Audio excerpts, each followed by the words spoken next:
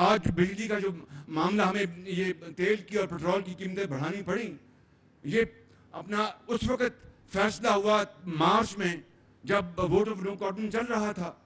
میں سیاست میں جائے بغیر کہنا چاہتا ہوں کہ قرض پہ رہنے والا ملک کب تک زندہ رہے گا؟ یہ ممکن نہیں ہے. آپ نے بالکل ٹھیک کہا. لیکن اس وقت دنیا میں ہمیں سب سے آگے ہونا چاہیے تھا اسلامی بلاک میں. ہماری اس وقت حیثیت کیا ہے؟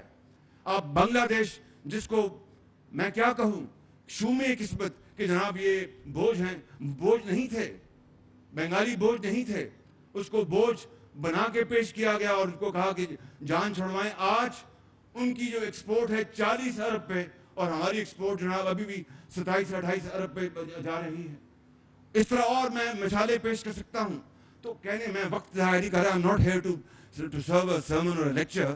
میں سب سے بڑا خطا کار انسان ہوں، لیکن خدا کی قسم اگر ہم نے آگے جانا ہے تو پھر ہمیں اپنی انا سے، ضد سے ہمیں آگے اوپر بڑھنا ہوگا، اور قوم کی خاطر، ان کروڑوں لوگوں کی بحالی اور خوشحالی کی خاطر، یتیموں اور بیواؤں اور بے سہارا لوگوں کے لیے، پاکستان کی معیشت کو مضبوط کرنے کے لیے، صحت اور تعلیم کو آگے بڑھانے کے لیے، ڈاکٹروں اور نرسوں کو حوصلہ دینے کے لیے، سیاستدانوں کو آگے بڑھانے کے لیے، اور علماء کرام اور ہمارے ڈاکٹرز اور ہمارے بیوروکریٹس، آفیسرز، انجینئرز، ایک معمار، سب کے لیے یہ ایک ہم مثال پیش کریں گے تو بات بنے گی.